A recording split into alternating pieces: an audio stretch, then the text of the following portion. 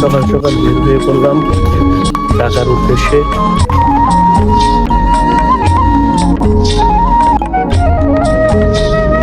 ময়মনসিংহ থেকে ইউনাইটেড বাসে করে আমরা ঢাকার উদ্দেশ্যে রওনা করলাম, আমি আর সানি।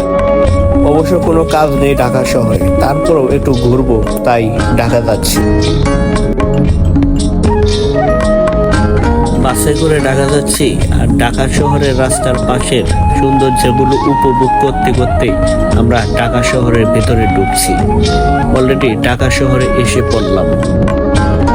যে বিল্ডিংটি দেখতে পাচ্ছেন সেটি হচ্ছে বাংলাদেশ সচিবালয়ের কার্যালয়। বাংলাদেশ সচিবালয় থেকে আমরা মেট্রো রেলে করে আজকে আমরা যাব মিরপুর। আজকে প্রথম মেট্রো রেলে উঠবো আমি এবং অভিজ্ঞতা জানাবো আপনাদেরকে। টিকিট কাটতে এসে দেখি মেট্রো রেল স্টেশনে অনেক লম্বা লাইন, তারপরেও আমি আজকে টিকিট কাটবো এবং অভিজ্ঞতা জানাবো। এই প্রথম আমি মেট্রো রেলের টিকিট কাটবো। যেহেতু টিকিট কাটার সিস্টেম আমি জানি না, সেহেতু রানা আমাকে টিকিট কাটা শিখিয়ে দিচ্ছে কিভাবে টিকিট কাটতে হবে। আমাদের 3 জনের জন্য 3টি টিকিট কেটেছি আমরা। মেট্রো রেলে ওঠার জন্য আমাদের এই টিকিটগুলো পাঞ্চ করতে হবে। সানি ও রানা টিকিট পাঞ্চ করে ভিতরে চলে গিয়েছে। আমার টিকিটটিও পাঞ্চ করতে হবে। পাঞ্চ সঠিকভাবে হয়নি, তারপরও ভিতরে চলে আসলাম। সঠিকভাবে টিকিট পাঞ্চ না করে ভিতরে ঢোকার কারণে যে পরবর্তীতে আমাকে বিপদে পড়তে হবে সেটি আজকে আপনাদেরকে জানাবো। বিভিন্ন অফিস ছুটির সময় মেট্রো রেলে যে এরকম ভিড় হয় সেটি আমরা জানতাম না। যেহেতু টিকিট কিনে ফেলেছে সেহেতু আমাদের ভ্রমণ করতেই হবে। তারপরও এই ভিড়ের মধ্যেই আমরা ছুটে চলেছি আমাদের গন্তব্য মিরপুরের উদ্দেশ্যে। আপনারা দেখতে পাচ্ছেন সানি, আমি আর রানা এই ভিড়ের মধ্যে দাঁড়িয়ে আছি মেট্রোর ভিতরে।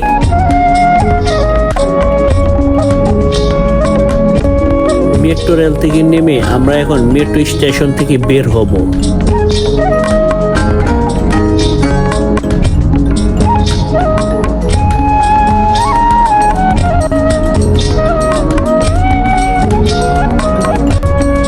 কিছু বলেন।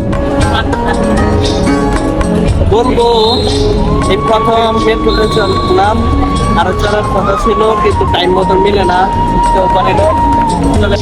আপনারা দেখতে পাচ্ছেন আমাদের টিকিটগুলো। আমি আর সানি নিচে নামছি মেট্রো স্টেশন থেকে বের হওয়ার জন্য।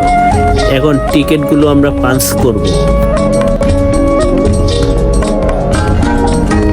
আমার টিকিটটি পাঞ্চ করার সময় সমস্যা সৃষ্টি হবে। দেখতেই পাচ্ছেন টিকিট পাঞ্চ হচ্ছে না।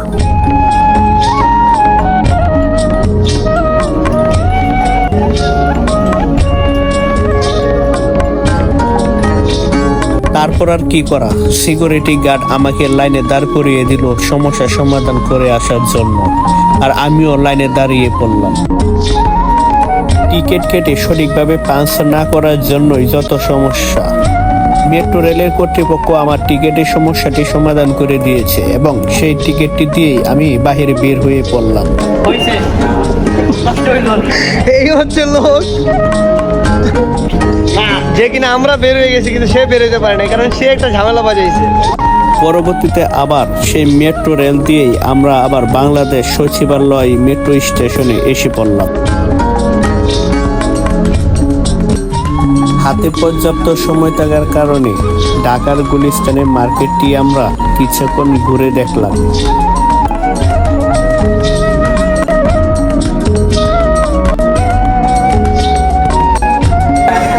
তোমাদের কি খবর?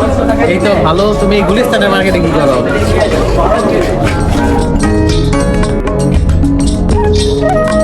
আমরা এখন আমাদের বাড়ির উদ্দেশ্যে যাওয়ার জন্য ঢাকা কমলাপুরের উদ্দেশ্যে রওনা করব।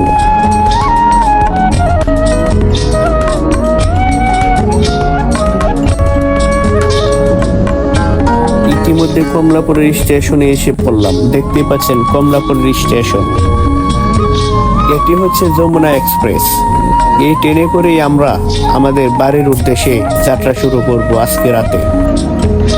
কিছুক্ষণের মধ্যে আমাদের ট্রেনটি ছেড়ে দিবে, তাই ট্রেনে উঠে পড়ছি আমি। স্টেশনের সৌন্দর্য উপভোগ করতে করতে আজকে আপনাদের কাছ থেকে আমি বিদায় নিচ্ছি।